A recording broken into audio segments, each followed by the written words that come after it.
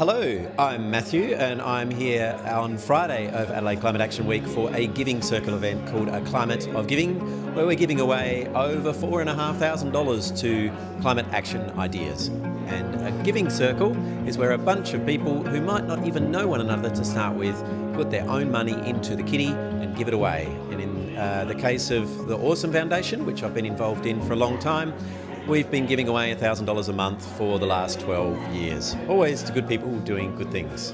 I'm Craig Rucastle. I've made documentaries like War on Waste and Fight for Planet A, and interested in climate solutions. Unfortunately, philanthropy is very important. I say unfortunately because we'd love to live in a world where money didn't matter, where the correct things were chosen, where we didn't have to push for the correct changes, but that's not how it works. And unfortunately, those that are moving for slower change in the climate change space have a lot of money. So philanthropy from those with the right ideas and pushing for change is very important.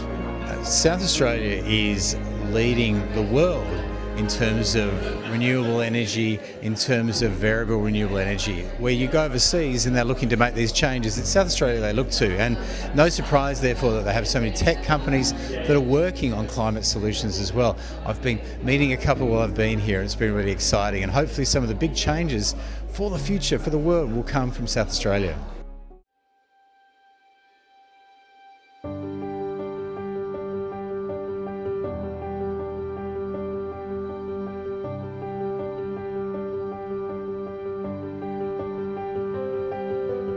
For those of you who I haven't met, my name's Sam Darton. I'm the Chief Executive of the Committee for Adelaide, and it does give me great pleasure to welcome you here to this event.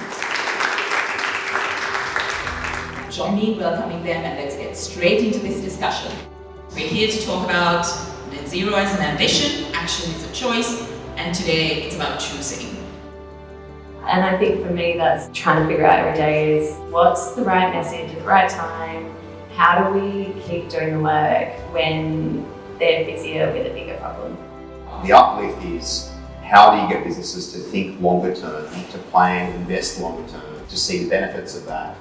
Project by project, we're figuring out how do we actually have heavy machinery that can go electric. Does some of our contractors want to invest in potential electric cranes, excavators? A lot of businesses think in that short-term mindset. They don't think beyond a couple of years. They're also not used to thinking in complex sort of system-like mentality, which you kind of need in order to interpret climate-related risks and opportunities in the way that makes sense to your business.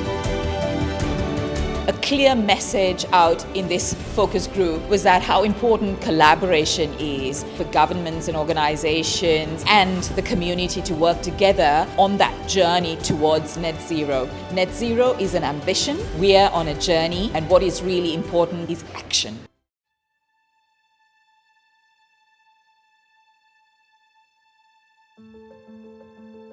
The transition to a low-carbon future is not something any one sector can deliver alone. It requires collaboration, curiosity, and conversations that challenge our thinking. Today's event is to create the space for some of those conversations to happen. Today, we are looking at the systems, industries, technologies, policies, and partnerships that will shape the next decade of decarbonisation. My name's Nathan Blundell. I'm the Chief Development Officer at WindLab. I'm here today as the sponsor for Adelaide Climate Action Week for the flagship event. Wind is a key component of the energy system and will be increasingly as the energy transition progresses. What we're seeing globally from a technology point of view, especially over recent years, is that turbines are getting larger. That means it's harnessing more wind energy. So although we've made great, steps in Australia historically, there have been smaller scale wind turbines and smaller scale wind farms. So globally, with the increase in technology of blade lengths and height, it means these wind farms are suddenly gigawatt scale. That's really powerful. And in Europe and other countries, they don't always have the land mass to be able to do that, so we've seen a lot of offshore wind development. Whereas in Australia, we've actually got really good land mass and scale, but also really unique wind properties. And I guess WindLab's been looking at that through its Windscape platform that was developed from the CSIRO 20 years ago. And we're searching for sites that can do it scale with lower environmental impact, good social alignment, but also got a diurnal profile of wind. That means windy at night time and low correlation with other areas in Australia and the NEM of when it's less windy these places should be windy. And that's some of the key characteristics we look for, and we've found some really great areas in South Australia to develop that technology. So in talking about beyond the grid or the next 10 years of the grid, it's quite a diverse topic. I'll be talking about SA Power Network's role in the connection of a lot of renewable assets, both at the industrial scale and at the individual household scale, and the impact that's had on our network and the innovation that we've had to apply to that over the last decade to put ourselves in a position of a world-leading renewable connected grid. This renewables proliferation on a network was an incredible problem, and we saw it at that. At some point along that journey, we then saw it as an opportunity. And I think that's the message I'd like to send to other networks, both interstate and around the world, that your greatest problem can become your greatest opportunity.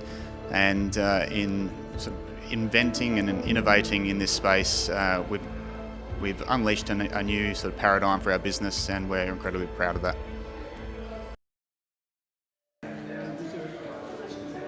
Hi, we're just about to start a session on climate resilient schools. It's something that a lot of people are talking about. We have a really big opportunity here to turn risk, climate risk, into opportunity for our public school students. Today with the group, we've really been having discussions about how public school infrastructure and public infrastructure generally can contribute to greater social equity and energy equity and climate resilience as we enter the energy transition and adapt to climate change. I think some of the key things that have really resonated with the group is that there is a recognised challenge around public infrastructure and around the need for greater investment to deliver on educational equity in schools and educational outcomes in schools, but more importantly that there is a need for public schools to be seen as a national asset to the country as we go through the energy transition. And in doing so, we'll be able to share the benefits of the energy transition with a broader suite of people. Some of the mechanisms that we have talked about today are energy sharing, so setting schools up as energy resilience hubs within their communities, climate resilience hubs within their communities so that they can provide resilient buildings for communities every day for students, but also for communities when they need it most during disaster events, for example.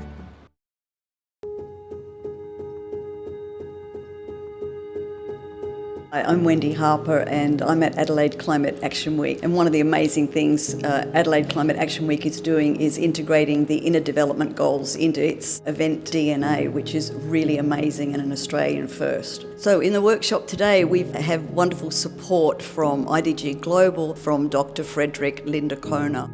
So people often ask me what the Inner Development Goals are. There are nothing new than what we already do as human beings. So we have these skills already and we have agency with these skills. And these skills are divided up into 5 domains: being, thinking, relating, collaborating and acting. So when we think about those skills and just using collaboration for an example, collaborative capacity building that we need to fulfill the global goals is one of those core skills. And so it enables us, having the guide enables us to be able to focus on the skills within the collaborating domain that can help support the action that we're taking so that we can become more effective. What I'd really love people to take away is this recognition that they're already awesome, they already have these inner capacities within them, they're able to meet that dream and bring that dream into reality in the world.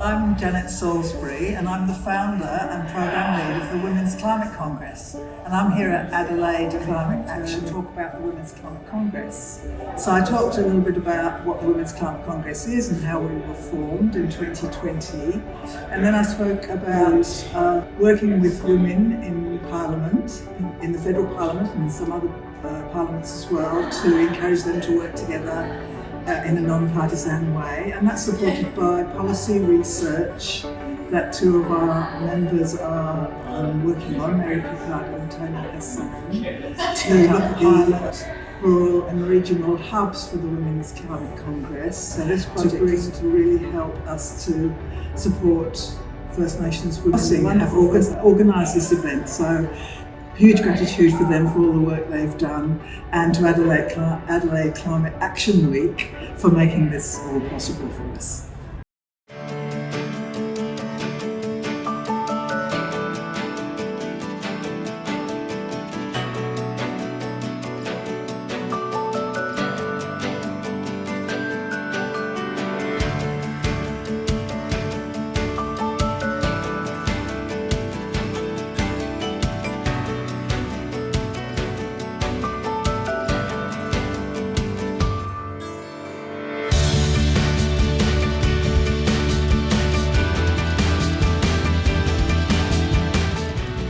Hi, I'm Liz. Hello, I'm Michael.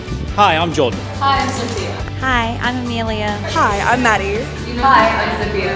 Hi, I'm Sophie. Hi, I'm Sam. Hi, I'm Marco.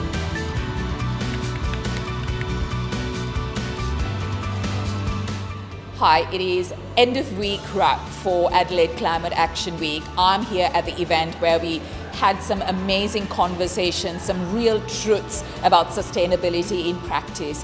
We've had a phenomenal response, over 5,000 sessions booked by people here in Adelaide.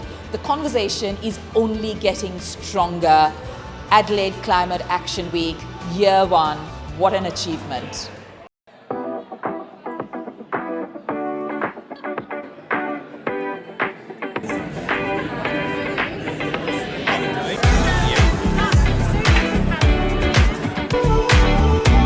What a way to end the day with Ben and Jerry's and an ice cream after being at Acorn.